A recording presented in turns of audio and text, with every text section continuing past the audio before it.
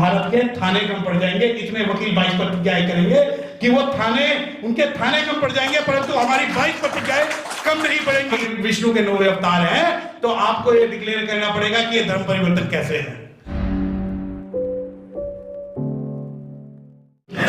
क्योंकि सबसे पहले तो मैं दलित मंडल साहब को ही क्रिटिसाइज करने के लिए खड़ा हुआ हूं कि जब दलित मंडल साहब जब कहते हैं कि जितना राजेंद्र पाल गौतम ने कर लिया उतना भी छोड़ दे तो काफी है।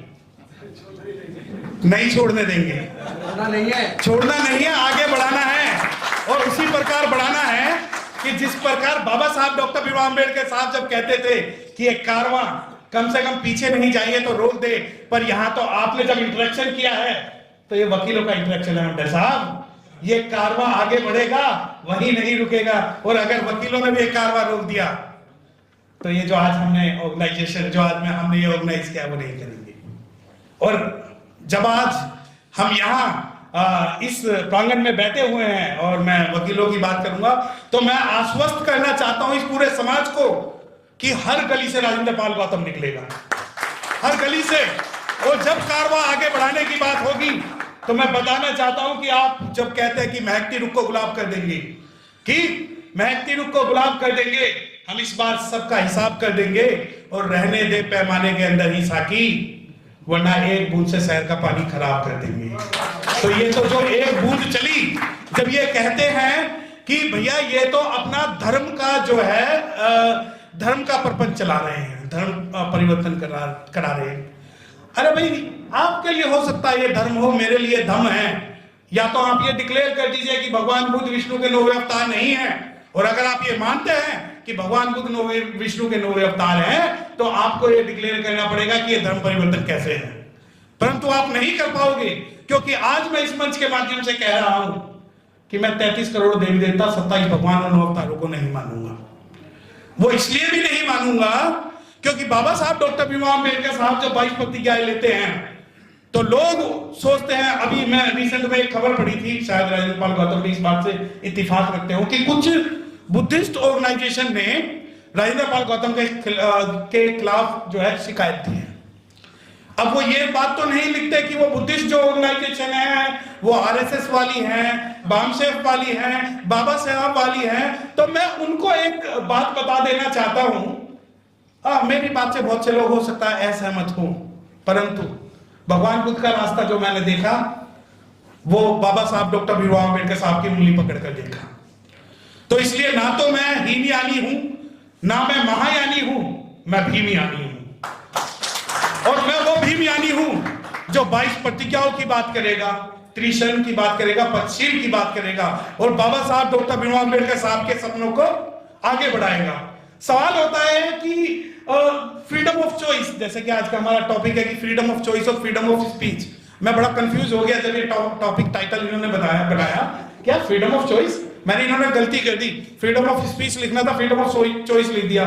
फिर रात को सपने में सोच रहा था कि सपने में भी ये चीजें आती है। Yes, we have freedom of choice because if you have two option between doctor Bhimrao Ambedkar and between others, then you have to choose Dr. Bhimrao Ambedkar. So that is your freedom of choice. And when Rajendra Pal Gautam ji has given a statement, if I have option to choose between the political party and Ambedkar, I will choose Ambedkar. And definitely and certainly we can say that we are the follower of Baba Sahib Dr. Bhimrao Ambedkar, and we will all 22 vows whenever he challenges. और अगर आप ये challenge करते हो कि आपकी इस FIR की नोटंकी से, जैसा दलित मंडल साहब भी लिखते हैं कि भाई भारत का पहला मामला है कि जिसके अंदर 22 प्रतिज्ञाएं बोलने पर थाने में बुलाया गया। दलित मंडल साहब, भारत के थाने कम पड़ जाएंगे, इतने वकील 22 प्रतिज्ञाएं करेंगे कि वो उनके थाने कम पड़ जाएंगे, परंतु हमारी 22 प्रतिज्ञाएं कम नहीं पड़ेंगी। और 22 प्रतिज्ञाएं आप शुरू में तो बोल देते हो कि ब्रह्मा विष्णु महेश को नहीं मानूंगा, ये आपत्तिजनक है, लेकिन जब 13वीं 14वीं प्रतिज्ञा की बात होती है कि मैं मानवता की बात करूंगा, मैं सद्धर्म की बात करूंगा, तो आपका जो आपके मुंह में दही जम जाती है उस पर आप नहीं बोलते।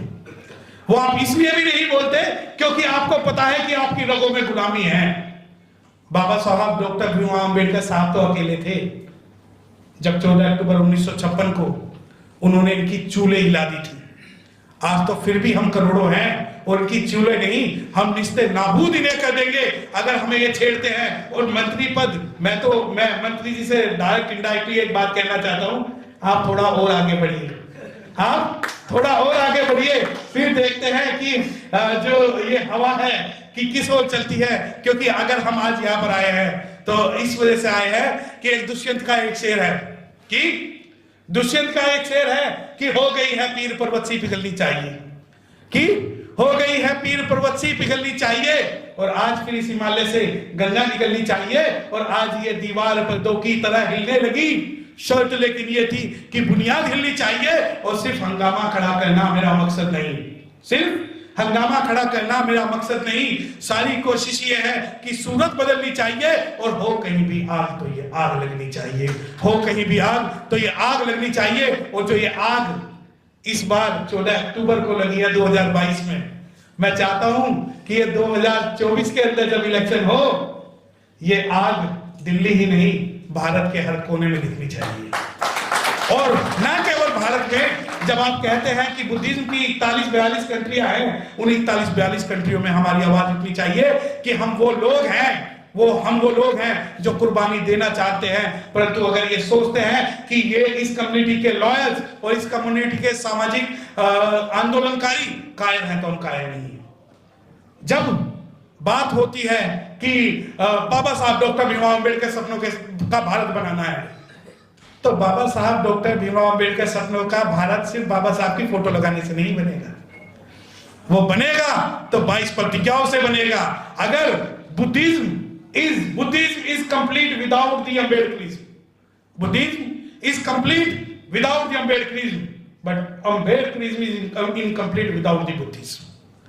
अगर अम्बेडकरवाद में से आप बुद्धिज्म को निकाल देते हो तो उनकी आत्मा मर जाएगी। तो उस आत्मा को जीवित रखने के लिए हम सभी को अपने अंदर बाबा साहब डॉक्टर भीमराव अम्बेडकर साहब की जितनी भी प्रतिज्ञाएं हैं या जितने भी निर्देशन है वो रखने पड़ेंगे। और मैं आश्वासन आपको इस मंच के माध्यम से देना चाहता हूं कि जब आप लिखते हैं interaction with the Ambedkarite Gautam on freedom of speech, Delhi lawyers collectively, ये दिल्ली लॉयर्स नहीं, लेनिन साहब पूरे भारत के लॉयर्स आपके साथ हैं, इन्हें कन्फाइन मत करिए। और मैं आपको बताना चाहता हूं कि कश्मीर से कन्याकुमारी और कच्छ से कोहिमा तक मधुमक्खी के छत्ते में तो हाथ आप डाल लोगे, परंतु बहुजन समाज के किसी काले कोट वकील को छेड़ोगे तो आपका जवाब उसी प्रकार दिया जाएगा जिस अंदाज में आप हमसे जवाब चाहते हैं। तो मैं बस इन्हीं शब्दों के साथ अपनी बात को खत्म करना चाहता हूं, लेकिन